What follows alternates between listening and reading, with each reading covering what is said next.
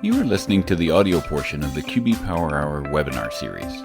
The QB Power Hour is a free biweekly webinar series for accounting professionals presented by Michelle Long and Dan DeLong, who are very passionate about the industry, QuickBooks, and apps that integrate with QuickBooks. You can find out all the details about the webinar series at qbpowerhour.com. So without further ado, here's Michelle and Dan. Welcome to our first QB Power Hour of 2021. And we typically like to have our first one in the new year to be something about looking forward, because you look at, the windshield is so much bigger than the rear view mirror. Unfortunately, unfortunately, as accounting professionals, we tend to look back a lot. What did we do last year? What reports? We got to prepare for taxes. So we do spend a lot of time looking in that rearview mirror, but especially, new year, new whatever. We want our first QB Power Hour to be that windshield and looking forward. And we have a great episode today where we're going to be talking about growth in 2021. We have a group of folks that are joining us that have created a cloud accounting playbook. So we're going to actually talk about that today. So Michelle, needs no introduction, but go ahead and introduce yourself. Michelle Long, owner of Long for Success. Very glad to have you all with us today, and continuing on with another great year, starting with some great content with all these guys. So I would invite you guys to join us if you haven't already in the Facebook group. We're over 10,000 members out there now, and it's a very active group. So enough about me. Dan, how about you? Yeah, Dan DeLong, owner of Danwit, where we transform businesses through technology, formerly of Intuit. Done some technical editing for the QBO for Dummies series, and new chief partner content creator at Schoolofbookkeeping.com. So a little bit about the QB Power Hour webinar series. It's every other Tuesday at 12 noon Eastern. You see our upcoming schedule. This is a rarity for us that we actually have booked out more than just the next day. So you can see the upcoming schedules of things that are happening, and links there for the PDF of the slides. We've created a 2021 folder, so you can access all of the prior handouts, as well as all of the upcoming ones for 2021. They're listed there. Of course, you can watch the prior recordings on Michelle's YouTube channel and listen to the podcast. So Michelle, you had an update or an announcement on tax season. Yes. I just wanted to let our attendees know, those of you that might have missed it, because they did one in December and they're doing another one this week. So Wednesday and Thursday, they're doing the tax season readiness VCon. Excuse me. It is free to register and you can get free CPE. They're going to be talking about things like what's new and top questions, talking about Lacert, ProConnect, Tax Online, Pro Series. I did a session on QuickBooks at year end for QBO. Laura did one on desktop. Plus, there's a really great session. I know we're going to mention some of this today on cybersecurity and stuff. So a lot of great content there, and that's free. As you know, of course, we always have the events at qbtrainingevents.com, but I wanted to make people aware of this tax season readiness VCon. So hope to see you at that as well. Awesome. And so we have an announcement. So new for 2021, you can stay connected with the QB Power Hour on your phone. So you can text QBPH to this number, which is 833. It's toll free, 833-395-QBPH. For those of you phone challenged, that's 7274. And you can access prior recordings, see the upcoming schedule, or suggest an upcoming topic for the series. And then once you're enrolled or opted in there, we'll let you know when the Power Hour is about to start. So you can just join in from your phone if you forgot to opt, or if you forgot to get set up at your computer. So you can text us now. So our agenda today, we're going to talk about the genesis, or where this playbook came from, And then our great panel that has joined us here today from Relay, Practice, Ignition, and Karbon. We're going to take some of the sections of that playbook, and then at the end, you'll be able to access the entire playbook, because we can't cram it all into 1 hour, unfortunately. So, so let's go ahead and launch our first poll question, which is, what version of QuickBooks are you using, or not? If you're using other versions of accounting software. And I'm going to stop sharing so I can pass it over to Yoseph. So let's talk about this this playbook. Ian from Karbon, and Ryan from Practice Ignition, and Yoseph West from Relay Financial. Where did this all come from? This is a project you guys have been working on for a couple months.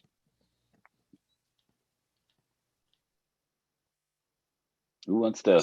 Yeah, sorry, I was scrambling to find the unmute button.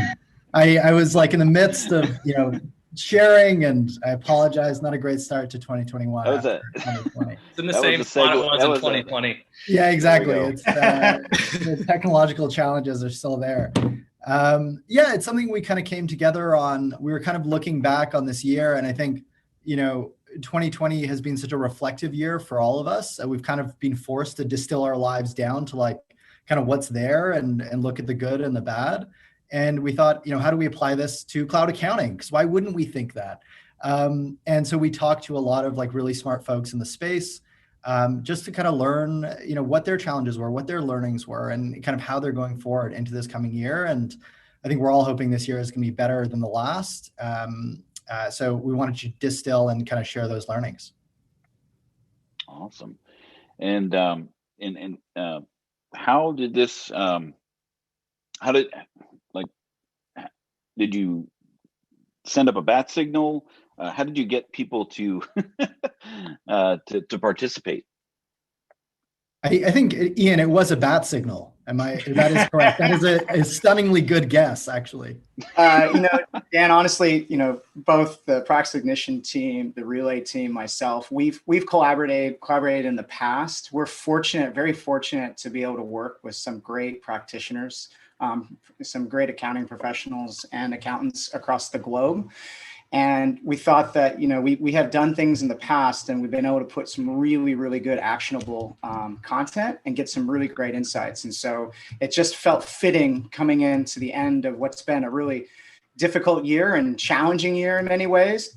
And to be able to share what we have the ability to get, be able to pull from others to how share and contribute and make it so 2021 is going to be better for everybody else. So that's really where this culminated from. Fantastic. But it was a bad signal. All right, so sharing the results of our first poll question, looks like most folks are using both QuickBooks Online and Desktop, but online is a very close second. So I'll hand it over to Yoseph. Let you get started on telling us about just giving us an overview of the playbook itself. Perfect. So I think that was actually such a great introduction to kind of what we're going to present today. And this is really a summary of, I think it's like a 35-page playbook PDF. So someone's going to share a link in the chat, so you can go ahead and just download it so you have it for your reference. But really look at this as kind of like a distillation, a summary of kind of what you get in that PDF. The PDF is really helpful just as like reference point kind of going forward. I think we all, like as business owners, because that's what all of you really are, or you're working in a business and hopefully you feel that level of ownership. We're really looking for kind of a playbook for how we do things bigger and better in the coming days, weeks, months, years. And that's really why we came together with Practice Ignition and Karbon to put together this playbook, and all of these wonderful people, all these smiley faces. I think everyone is smiling, or at least you got some smizes at the very least, contributed to. And we really at the end of the day, the three of us are vendors, and we have a good understanding, but it's really the folks that are in the trenches that really know this stuff super deeply, maybe minus Ian, because he's just a genius. So that's kind of where we started. So our goals for this is really to answer the questions like, what are the forward-thinking firms taking from 2020 and applying into 2021? And what can we actually help parse out from those lessons and kind of forward-looking statements so that you can all make the most of it in the year ahead. So before we get into the meat and potatoes of this, let's just do some quick intros. I'm Yoseph from Relay. Apologies, I bought one of those like fitness tracker rings. Apparently I'm terrible at sleeping. There's a lot of learning going on. Anyway, so I'm one of the co-founders of Relay, which is business banking that makes bookkeeping easy. So you get like a partner portal, user permissions for your staff and team. You get direct bank feed into the accounting system, so it's super reliable. And you get enriched transaction data, like getting to see check deposits as they come through for your clients. If you want to check us out, relayfi.com/partners. It's obviously awesome. I will pass it on to Ian. I'm the co-founder and chief customer officer, bottle washer, janitorial services over at Karbon. We are ultimately work management software for accounting firms. We're now in our 6th year, crazily enough. You have a screenshot there, but if you want to bring all of your communications, all of your work, get visibility across it all, understand how to get scalable processes and infrastructure, client communication, this is where, go check us out at karbonhq.com. Over to Ryan. Thanks, Ian. I'm Ryan from Practice Ignition. So it says it there, Practice Ignition is proposal to paid in one place. So we make it really easy for you to manage your client engagements. It's the beginning of the year, so you're likely getting ready to send out those annual engagement letters. So with Practice Ignition, we can make that really a smooth and easy process, and then also automate your payments so you can have no accounts receivable, hopefully going into 2021. We are a connected application as well, so you can connect it to your Relay bank account. Also a direct integration into Karbon so you can manage your workflow. If you're using QuickBooks, you can connect to your QBO account as well. But let's go ahead and get into the playbook. If you want to go to the next slide, Yosef. Cool. So the acknowledgements here, as you can see, my face is not on this slide, Ian's face is not on this slide, and Yosef's face is not on this slide. We couldn't come up with this playbook unless it was with the great help of these folks. So I'm going to read everyone's name quickly just so they get a shout out. So Amanda Aguilar, Chris Maxey, Dan Luthi, Hector Garcia, Jason Stats, Jose Zavala, Kristen Cates, Megan Blair Valero, Nio Carter Gray, Patty Scharf, Scott Scharf, and Tate Henshaw. So I think I was able to get those all on. Maybe some of them are on here, so thank you to you guys. So a lot of what you'll see in this playbook and what we'll be talking about today is really from their experience through 2020 and what they're looking forward to into 2021. We will add in some commentary of what we've seen ourselves, but ultimately the playbook was really coming from what they saw in their firms. All right, so let's kind of just do a quick overview of, well, actually not a quick overview. I think this whole thing is an overview of the PDF that was shared. The link was shared in the chat. So if you do want to download it, that would be the number one way to do this. So we've kind of broken this out into like people, process, technology. And so we'll go through kind of each section one by one. I think like as we did these interviews, it became really clear, I think how much firms not only like reevaluated, but came to like truly appreciate the resiliency of their team members. And I think everyone kind of felt before that the team was like their number one asset, but I think they felt it like doubly now, which is, I think, like really interesting. So there were a couple of key learnings that came out of this. So, I think hiring, regardless of kind of the employment situation globally today, I think for accounting firms and bookkeeping firms, hiring people, like good people, is really hard. And one of the solutions that came up continuously was to actually lean on kind of the unique strengths that your firm has. So as an example, like Hector Garcia, he's exceptional at training people. So for him, it's less about, hey, what are the skills you have today and how can you kind of deliver value on day one, as opposed to finding someone with the smarts, hustle, and kind of ability to learn that he can then train up to be a proficient member of the team. And so we saw that theme come through where it's like, what are the unique strengths that your firm has that can give you a leg up over the competition, or maybe enable you to hire in a unique way that can get you the talent you need in a market that is like so tight from a recruiting perspective. Number two is really like continuing to invest in the team, basically. The theme that came out, as I mentioned, was basically people didn't really kind of realize how great their team was until kind of this scenario where there was a lot of pressure on them. And what this made it clear to them is like, not only, number one, do we have a better team than we thought we had? I think that's a lesson for all of us, right? To appreciate the people that we have. But also, it's such an opportunity to take that strength that they clearly saw through this kind of turbulent time and double down on it. And so what we're seeing across the board is people establishing a plan to actually upskill not only themselves as leaders and owners, but also staff members. And I think that, like, just as a leader, I think that's one of the best things you can possibly do for your business, let alone the people that you're working with.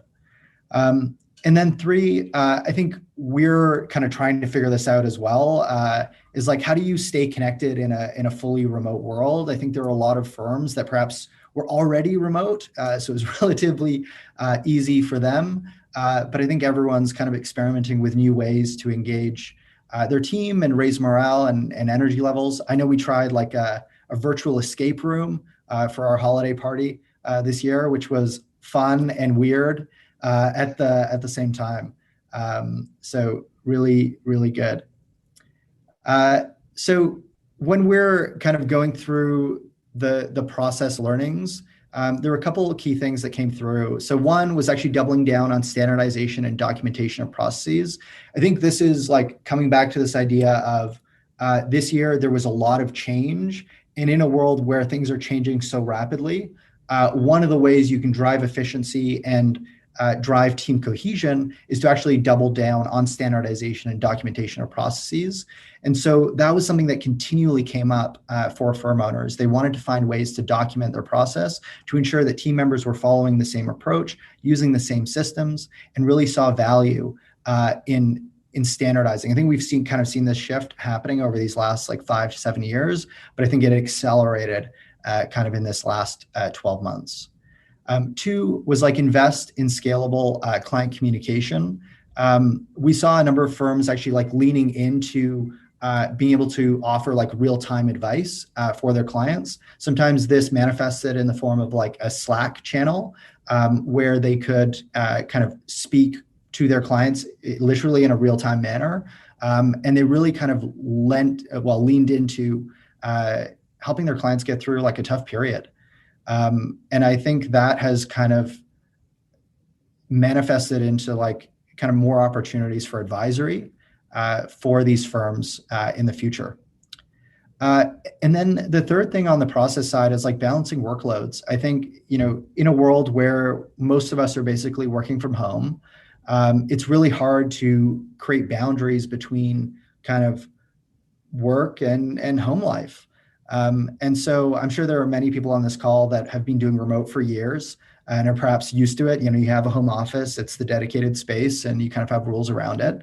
But for a lot of people, it's not only just kind of the work from home setup, it's the notion that they can't kind of go out and see people or interact with the world as they used to.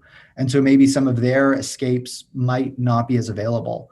And so what we're seeing is people trying to kind of give people mental health days and allow the team members to kind of define their own boundaries to kind of succeed and manage any risk of burnout in their businesses. And then moving across to technology, I mean, this year, like people have talked about cloud adoption for quite some time. We've seen it accelerate in 2020. Some believe that acceleration will continue on late into 2021. I think that's probably fair. I think we've all tried new forms of technology that have existed previously, like perhaps click and collect at Best Buy. I was talking to my dad about that. He's like, it's awesome. I'm like, man, that's been there for years. And what we're seeing is that these firms are like, one, just trying to actually get their clients up to speed, make sure there aren't any kind of laggards amongst their client base, because there is a risk of kind of, clients falling behind from a technology perspective. And they're using this as an opportunity to kind of tap into new forms of automation and really streamline their integrations between tools. One of the folks that contributed to this playbook, Jason Stats, I think is perhaps the biggest nerd about Zapier and kind of how to integrate systems together and kind of no-code accounting. There might be a couple others that might vie for that spot, but I think he's definitely a leader in that space. Two, we heard a lot about like investing in lead management. Oftentimes, firms have robust processes from kind of the proposal onwards, i.e. using Practice Ignition, which is a wonderful kind of place to start with the proposals and engagement letters. And the next area we're kind of hearing for improvement is really lead management. Once a client comes in, what is the process from there? And then three, striking a balance between like data security and convenience. We're seeing huge adoptions on we call it like cloud banking, like Relay, where firms are saying, hey, I'm no longer comfortable with the liability of holding my clients' bank logins. And I want to simplify client collaboration. I want to increase real-time financial visibility. And so they're leveraging banking Relay to help solve for that. Yeah, one of the things that is when you talk about technology, when this whole thing started, I'm thinking back to March. We had a discussion on the Power Hour that tomorrow's conversation is today, because of people were just unprepared for this. I'll do e-commerce eventually, and now they have to, they can't touch their clients if they're, a massage therapist or things like that. How do I pivot on a dime, or that I should have done yesterday? Technology plays a huge part of that. My add to that is the technology will amplify whatever the base is, the foundation. And so I think, with this slide, even the ordering is important. The processes that you build your firm on, absence of technology, will be the thing that allows for you to flex and scale to get the efficiency and the confidence. And so we see this time and time again, and you see it in the commentary that's here.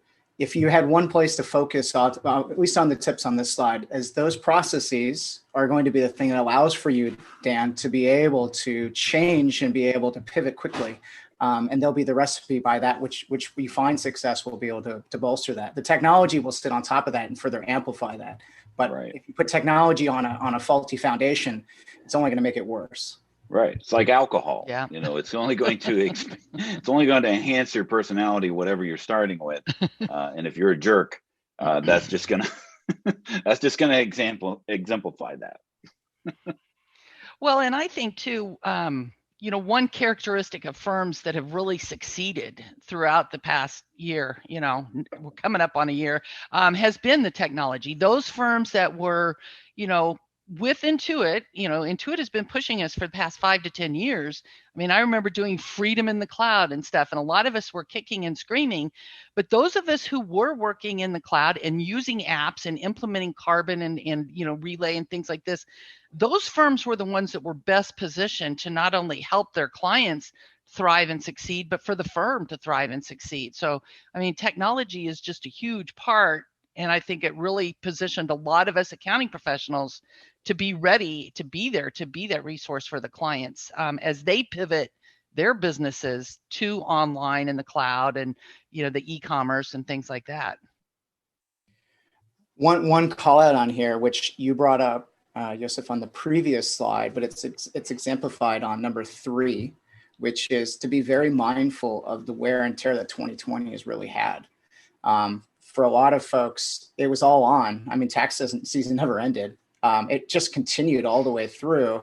But then you add in advisory, cash flow forecasting services, everything else, and there hasn't really been a moment to breathe.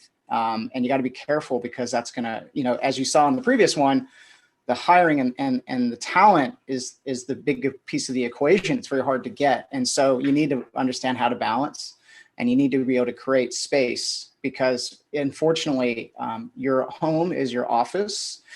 Every day is the same in some regards, and it's not going to let up for the short term, and hopefully it will in the medium term. So something to be very mindful of. And that's what came up on the report as well. I was talking to a guy just yesterday, and he's like, I'm either skiing or working. You know, fortunately, he wasn't working while he was skiing, but that would cause a challenge. But yeah, I mean, that sounds pretty good. I'm not gonna lie, like that sounds pretty good. Yeah, what else are you gonna do on the chairlift? He has enough in to balance out the work. But yeah, you can't turn it off. You know, when you're like this, where you're working in the same place that you're living as well. That does present additional challenges, is being able to get away from it. And I think that's one of the things that a lot of us as accounting professionals struggle with, is setting those boundaries and setting guidelines, especially like you said, Dan, when you're working and everything's from home now, you know, being able to say, okay, work ends at this particular time. Otherwise, people find themselves kind of always working, and they don't get the needed break that they need to be with their family, or mentally a break, or exercise, or, you know, whatever it is. So that is more of a struggle these days, I think. Yeah, I think that's the interesting thing. If you look at the process, they're all interlinked in terms of how they came up, which was very fascinating. And then when you look on the technology side, it's all expansionary. So it's running off of an efficient core, and then it's the technologies that branch further out. So it's just very interesting how it all came together. Fantastic. So let's press on. All right. Oh, we got more. So yeah, jumping into this one, we were looking at, you know, I think during 2020, your clients' needs definitely changed, from managing the shift to virtual, you know, navigating PPP loans, and kind of all the uncertainty. But what we kind of were looking at here is looking into 2021. What are those client needs going to look like? So running through them first, I think being able to identify which your clients might have actually fallen behind with the technology in 2020. So maybe they actually didn't transition fully to virtual. And now that a lot of their competitors perhaps have made that transition, they might be behind.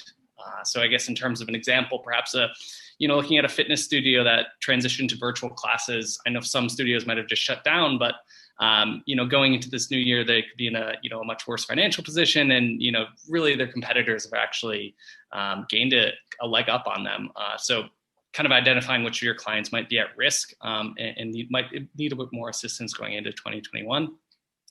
I think also reminding your clients that it's not going to be an immediate switch back to normal. So it's not going to be on X date everything will back to normal. Kind of get them ready.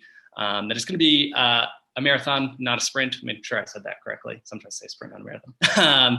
But that they should be expecting kind of gradual change throughout the year. I think looking at the change in consumer behavior, I think looking at 2020, what we saw is a huge move to e-commerce, things like Shopify exploding in 2020, and firms that weren't selling their services online or products, they were now. So maybe looking at how consumers' needs are going to change into 2021, and perhaps there could be a flip. So if things start to open up more, there could be folks craving more in-person experiences. So just kind of being ready to be able to adapt at what given time, how those consumer needs and preferences are going to change. And then I think ultimately, figuring out if you're looking for new clients, what are those channels that your prospects are converging on? So perhaps you used to leverage a lot of the, in-person events in your community to find leads. That's probably not happening. So what we've seen a lot of firms is kind of really owning social networks channels. So if you're, the accountant for brewers, you're actually in all those Facebook groups and interacting with the brewers that way, and not actually at the conventions. Did you guys have any other points on what you guys are thinking in terms of this? Just a random kind of aside on the shift in consumer behavior, right? I think e-commerce is touching everything in kind of the traditional SMB space. And I can't remember who said this because it was such a great point. So I apologize for not giving due credit. But like they mentioned that the skills required to do accounting for restaurants are actually very similar and transferable to e-commerce, because you have inventory, you have a high volume of transactions. And so if you are kind of working with restaurant owners and trying to figure out, or have some experience working with restaurant owners and trying to figure out e-commerce, you might actually not be as far away as you might assume. And it's not that big of a stretch, because you're dealing with sales tax and everything else that is a bear that a lot of people shy away from. I was like, oh, it's not that hard. It's just where. Yeah. All right. So let's mosey on. As I mentioned, like the silver lining of kind of 2020 was kind of how much people came into focus. And to Ian's point around like kind of the order of this, right? People really are number one. They're the number one asset, and it comes before everything else. That's really what you've got to kind of get right. Let's actually launch our second poll question. Got it. You got it. So how confident are you in your firm's current training program? Is it not very confident? Yikes.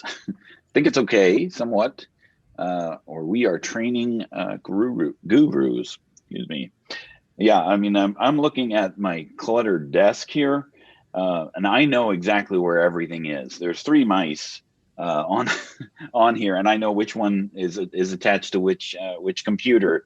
But if somebody just came in here and either reorganized my desk or said, well, I need to move this mouse, they would be lost. So yeah, I'm in the yikes category here as far as if I needed to bring somebody new on. I'm just impressed that you have 3 mice. That sounds like quite the setup. Well, if I take my, there they are. Oh my God. yeah. Well, maybe we don't want to do that. Yeah, I feel intimidated. Don't look behind the curtain. Yeah. Sweet. Look at the tree instead. All right.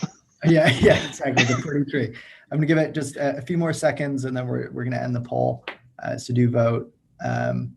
3, 2, 1.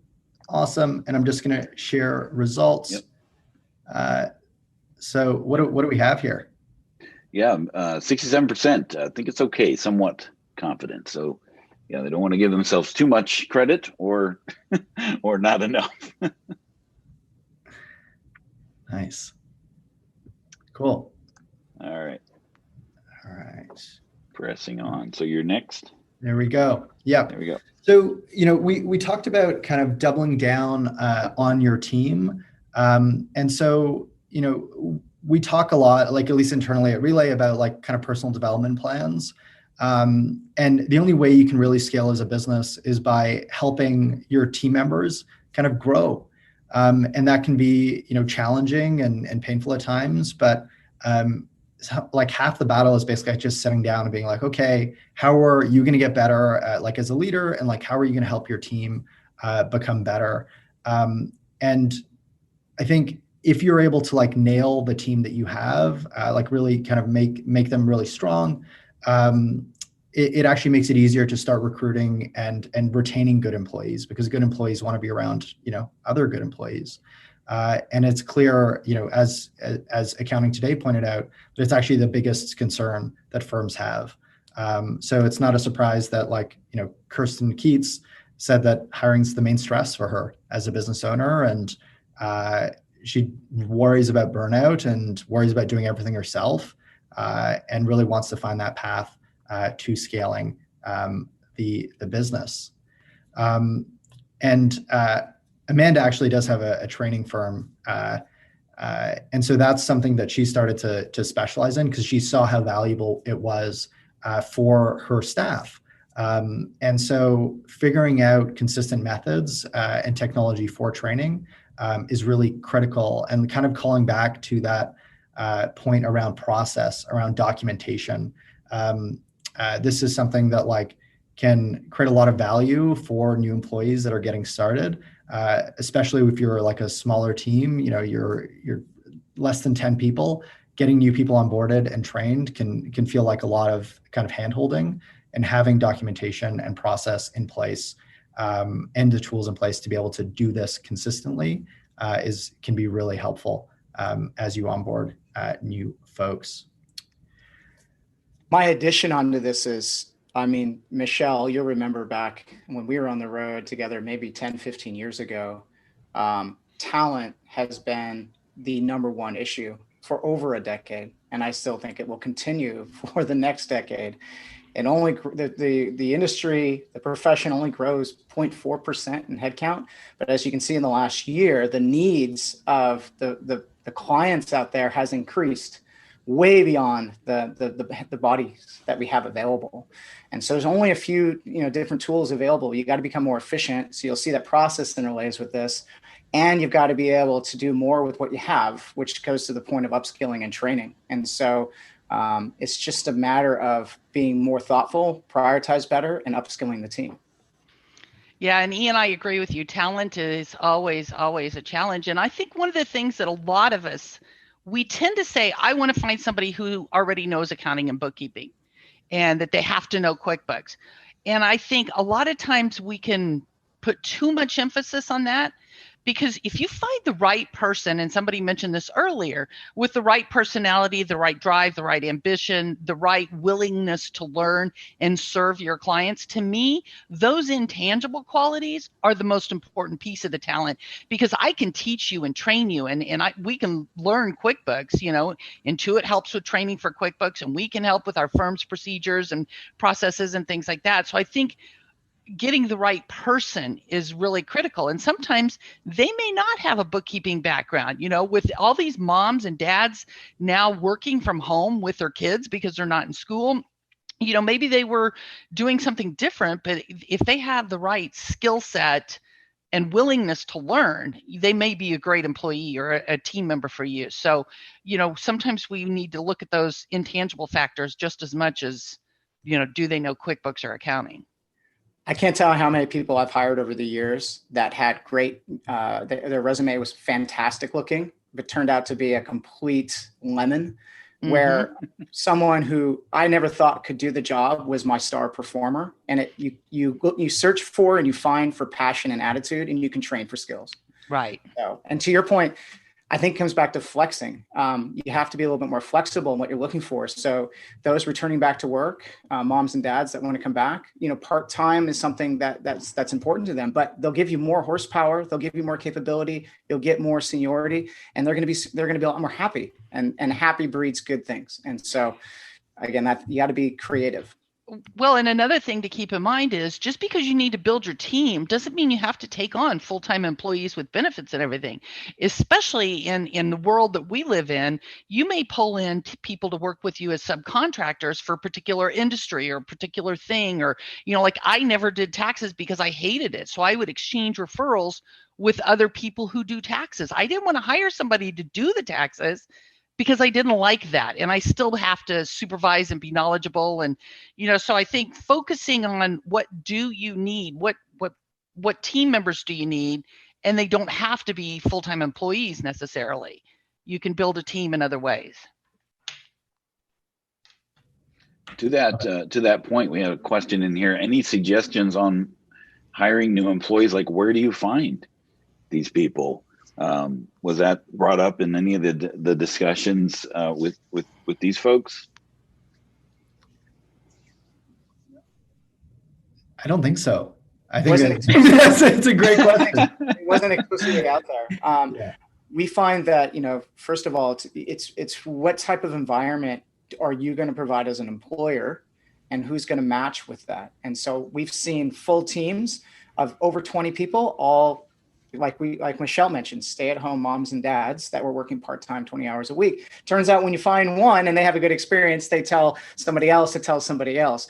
We've seen people go and look at Upwork and try to see if somebody on Upwork that's been advertising that's trying to bolster some additional work, to reach out to them to see whether or not they seemed like a good fit, because they were motivated and they've expressed their desire to do something different. LinkedIn's always been a way to go. Again, there's many tactics on this. I've seen people build entire firms off Craigslist, but Craigslist is a dangerous place. You get 100 resumes, only one of them would be good. So you got to make someone work hard to be able to prove that they're actually worth, you even taking time, and you need to then do a very careful strategy around that. So there are many different ways, but it's got to fit with how your firm operates.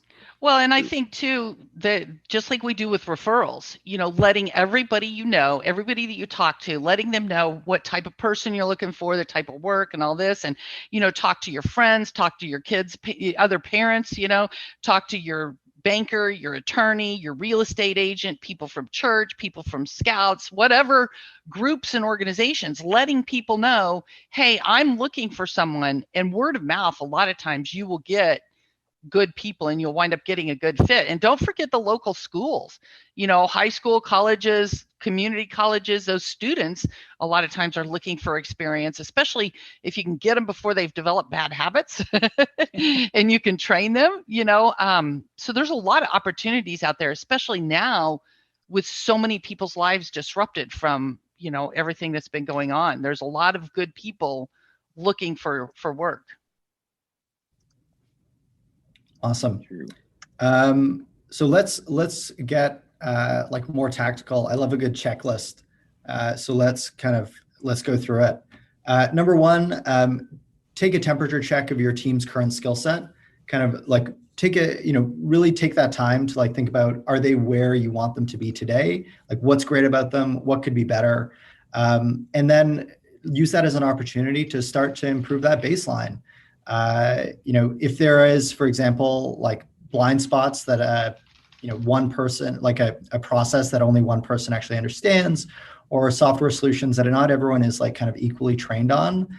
So you have kind of these knowledge silos, that can be a great place to start. But generally, like you want to think about what are the skills your firm actually wants to develop over these next 12 months. And how does that align with the skills that your firm has today? And then figure out like how you solve for that gap, basically. This could be doing lunch and learns. This could be hiring a training firm. There could be training tools that you could leverage. And ideally, this is a mix of kind of real-time and asynchronous training. This is just one section of the playbook. How many sections are this total in the entire playbook? Yeah, so there's four sections. There's people, process, technology, clients. Gotcha. Yeah, I'm cognizant of the time as well, Dan. Yeah. So, anyways, if we didn't mention it, the link is in the chat.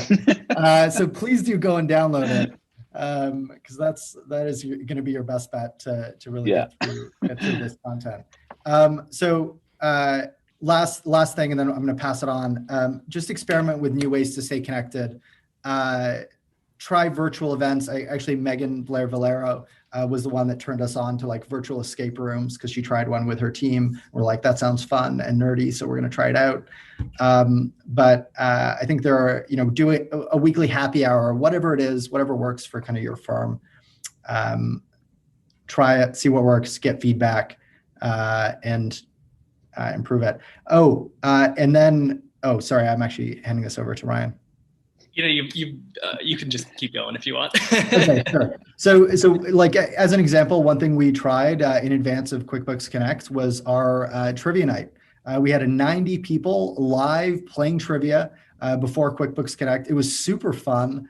I think in a year where I think we're all weirdly missing trade shows, it was such a great chance to connect with the community. It was, as you can see, people had a really great time. There were prizes, there was laughs, there was a mutiny at one point. If you would like to sign up for a future trivia night, link is in the chat. And I'll hand it off to Ryan. I guess a couple more points on that. I think it's, how do you spice things up? If it's that, daily stand-up meeting and everyone's on Zoom, how do you add something different to it? I know with us, we've started using breakout rooms and Zooms to have smaller groups and then come back. And then, also the trivia night was a big success. And then actually our team, if you look up GOAT 2 meeting, we actually had, you can go to a farm and they walk you around with a camera and show you all the goats. So it's like you're at a petting zoo, but it's over Zoom. So again, how can you spice things up and make it a bit different? I think this actually is over to Ian now on the process. Yeah, let's do, I think we've got another polling question that's got to go. So let's get that going. And then as the polling question goes out, I'll quickly go through a couple of the things on the process side. So how confident are you in your firm's documentation and standardization of processes? We'll see kind of, my guess is it will be a little bit similar to the previous ones that we've had, a little bit of a mixture of who's confident and who's not. As we get that going, let's go over to the content so we can get through all the 4 sections. We talked about this already a bit around the standardization. I think that's the foundation. We talked about upskilling and making sure that the talent you have in the organization is going to be able to handle what's coming at you, especially in the case where you might have a key person that might be out. A lot of folks, unfortunately, did get sick. There was family emergencies, all sorts of things in 2020. And so there's key person risk to be, that's something to be cognizant of. But in order to be able to manage that and to be able to continue business operations and do it effectively, it goes all down to that foundation. What's great is if you focus on building those processes you use to serve and you make them so that your firm can be scalable, that documentation will be the same thing you use to upskill and train others and allow for that systemization that you need so that you can focus the mind power and the effort on further working closely with the client that Ryan's going to talk about than it is trying to figure out how the sausage is made internally. And so wherever you're having something that you've done it before, or you're going to do it again, you should take the moment to try to start to scribble down what you're doing and be able to make it so that it's something that you can follow in someone else's shoes or they can. So I think we can move on that one. It's relatively straightforward. And here, the key thing to note on that is we put up the checklist. You can put the checklist is when you have a strong foundation and you have those processes in place, automation then becomes something that you can explore and you start to work against, because you're going to take the lowest value, highest repetitive, simplest parts of those processes and that foundation, and you're going to leverage the automation that might exist in places like Relay or Practice Ignition or Karbon or other tools, or use something like Zapier in order for you to be able to speed those things up. And that's what, when we go through the playbook and you take a look at the details in here, a lot of those firms were finding those opportunities, and that was critical for their success in 2020. And looking into 2021, they're further going to bolster that. So if you're in that sort of journey already, great for you, but continue it. It's a never-ending journey. For those of you who haven't started, it's, again, start with the processes, and then you can build to the technology and the automation on the backs of that. And so we've got the poll results out. We've got 60% at Wobbly. 20% solid, great for you guys. And then what documentation is also almost at 20. So again, similar results as before. Let's go to the next slide. And then again, you guys jump in as we go through here. This is something, Ryan, I'd love to have you jump in as well, which is really on scalable client communication. So if you've got your processes and foundation in place and you're looking to automate, we're not looking to automate the client communication as a whole, but we're trying to look for vehicles. And this is what Jose and others have mentioned in the playbook, which is you need to be able to do things at scale. And so being able to free up time to have those dialogues and then to be able to facilitate those to make them quicker and easier to maintain and do them in a higher frequency, you're looking for those types of opportunities. Could be as simple as a calendaring app to help people book time. It could be as simple as a facilitation on the communication itself. It could be something as simple as having a system chase down to get a signed proposal. Again, Ryan, I mean, you deal with this every day. Some thoughts on that? Yeah, I think a few of those things that we saw come out, and I know Jose touched on it, is to avoid the state of every time there's a new update in PPP or some new updates. How do you do mass communications with your clients? Jose actually realized that Instagram was a really good channel with a lot of his clients, so he was just posting short videos or stories on Instagram to get it out. And I think ultimately in 2020 was kind of the year of the newsletter kind of being reinvigorated. I think a lot of accounting firms started using something like a MailChimp for the first time because they could easily in mass engage with all of their clients and give them those updates so they weren't having to answer the phone and answer that same question multiple times. And I think a lot of firms also who maybe perhaps weren't doing any kind of mass mailing before, they've actually realized it's a really efficient way on either a weekly or a monthly basis to get really important updates across to your clients, and their clients started, craving more of it as well. Yeah, so you're going to see on the next slide some of those examples that Ryan brought up, which is blogging, newsletters, podcasts, videos. Again, there's multiple different ways, but you need to be able to get in front of folks. And let's put up that last checklist, and then we'll move on to the technology section. You guys take a quick look at that. Anything to add to that, Yoseph? I think this is great. All right. Now, again, all the checklists are in the guide, so you guys take a look at that. Let's move on to technology quickly, and then we're going to move on to our last section, which is clients. So technology, we're just going to go over really quick overall. So let's go to the next poll. Compared to 2020, how much of a focus is cybersecurity for your firm? On the backs of one of the largest hacks that's happened in history to the U.S. federal government. So obviously, it is top of mind for many folks going on right now. I just really appreciate the poll answers on this one. Less of a focus in 2021. I am Fort Knox. That is hilarious. Or more of a focus, my passwords are on sticky notes. If you don't have a password manager system, go get one, please. That's one piece of advice right out of the gate. All right, so let's go into here on the technology side. And I talked about this before. Foundation, if you have strong processes, you can build the automation. There's quite a bit of automation inherently in the tools that you use today. And if there's not, that's where something like Zapier comes in. And if you want to take it to another level, that's where you go get an open API and you leverage that to be able to move the data that you want. But start simple, start with the tools you use. Look at what's straight out of the box, and then further, bolster that with Zapier. And that's what a lot of folks were doing. A lot of folks use our solutions together, and they use Zapier to help beyond the direct connection parts of it. They use Zapier to further bolster what's going on. And so definitely check that out. On the next slide, let's go to looking at, you're moving the mouse around, but we're not moving the slide. So when we talk about security and convenience, that's really the balancing act that you have to have. And so, it's as we see here in the results, same level of focus. You definitely, it's leaning more focus going into 2021. But the issue here is for clients, it's got to be as easy as possible. And that's what, if you look at the commentary and what was talked about, which was how do we keep that level of ease, but ensure everything is secure? And there's different ways to do that. Again, go get a password manager. Easy answer number one, right? Number two is think about the ways that you're communicating that sensitive information and what tool is. We had a question that came up beforehand around signatures and information, right? Well, if you're a tax firm, your tax product is going to be the one that's going to hold that sensitive information. So try to look at the tools that are bolstered off of it that allows for you to secure that information, capture it, and then be able to keep it secure. And again, there's a lot of modern technologies that you might want to look at, replacement of current systems that you might have.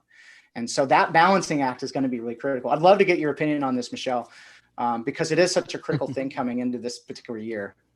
Well, Ian, you must have read my mind, because I was just thinking that, we put so much focus on the cybersecurity and the technology and all this, and the number one problem is usually human error. Yeah. We know not to click links when it says, your payment for QuickBooks has been denied. Click here to put your payment in or whatever. We need to teach our clients and reiterate, because they forget, they get complacent. Don't click those links, because that's where a lot of times people are compromised, is they click a link from an incoming email that they shouldn't have or whatever. And so a lot of times it is human error that causes the cybersecurity issue. So I think re-emphasizing to those employees and to the clients, to be vigilant. Yeah, we would get calls coming into Intuit. Was this sent from Intuit? And I actually read an article about those phishing emails where, a lot of people would look at it and it's like, this is spelled horribly. And that is actually part of the whole mindset of that. They spell it wrong on purpose, because the kind of person that wouldn't see something that is easily misspelled, is the type of person that would click on a link and be that type of person that would fall for a phishing scam like that. Well, and so I never even realized that they did it on purpose, you know. well, and Dan, the thing is they're counting on people being busy. You know, our clients are busy, we're busy, our team members are busy, people are busy, they see it, they click it, they go, they don't think, you know, they act too quickly. And so you're right, people should notice that. But I think just teaching our clients and our team members and everybody, don't click any link in any email at any time. Always go directly and type it in and go do it yourself, because it happens way too often. Yeah, and people get click happy, and then you're like, oh my God, did I just click that? I want to take it back, and it's too late. So for those of you who came up, if you're looking for a password manager, #1password, LastPass, those are the ones to consider. Different reasons for choosing them. I'm going to put up a link. You know, I would say there are some great education courses that both you should take internally and have your clients take to be able to spot those types of activities. It seems very pedantic, but it's actually really important. And, you know, I'll put up the one that we did, we use internally for our SOC 2.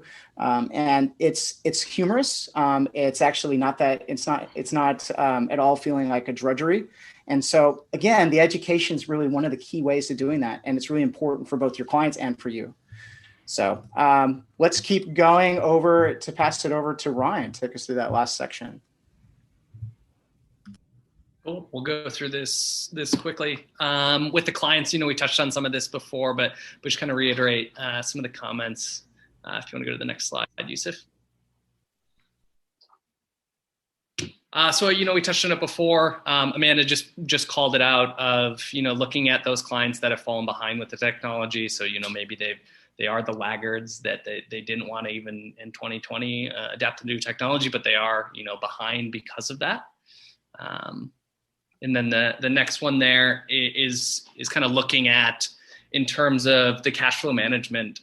So I think Tate's looking at, you know, trying to plan with his clients accordingly of when things are going to reopen, and make sure they're in a good cash position to, you know, for whatever upside or downside scenario comes about in 2021, that they're going to be ready to go and make it through. Yeah, and I think ultimately we had a lot to run through here, so we just want to make sure you download that playbook so you can kind of read it for yourself. Gets all those little tidbits and quotes in there that we didn't even get to touch on. Michelle, any thoughts on that last bit of dealing with the client's needs in 2021? I think just like you said, there is identifying some of those that still need a helping hand and still need to move forward. It's survival. You know, I know you may have some clients that are like, oh, I don't want to do this or I don't want to do that. At this point in time, they have no choice. They have to adapt. They have to pivot. They have to embrace technology if they want to continue to survive. And some of them may choose not to. You know, they may decide I'm done. And, you know, we can help them with that as well. But, you know, we do need to help these clients that are being overwhelmed by this. It's a great opportunity for us.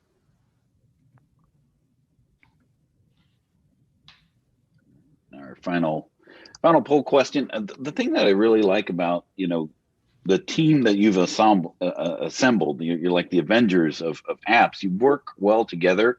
You know, Yoseph, I guess you're the Hulk. I hope you're green. That's because I'm green, not because I've been working out a lot. Because I promise you, it's not muscle. But you all play well together in the tech space and feeding into, you know, the ecosystem that is, you know, QuickBooks Online. So that's fantastic. So I mean, if you our last poll question is if you want to hear from any one of these or all of them, just you know, answer that there, and we'll get you to the right place. Yes, I'd like to thank all of you for not only collaborating to create the playbook and sharing it with all of us, but for coming here and sharing with us today as well. You guys provide a very valuable service. And like Dan was mentioning, you guys provide a great example of networking and collaborating with your peers. You know, it's everything's just better when everybody works together, and you guys are a great example of that, where it helps the common good of the accounting community through your all's efforts. So thank you all. And I hope everybody gets the playbook and shares the playbook with other accounting professionals as well. Fantastic. So, I mean, and we timed it right on top of the hour. Look at that. So, guys, again, thank you for joining us here. You've kicked off 2021 in the right way with this, creating this playbook and making it available to the accounting community. You can follow up with us on the QB Power Hour website. We'll have this available for replay as well as the podcast, so you can listen to us on the go.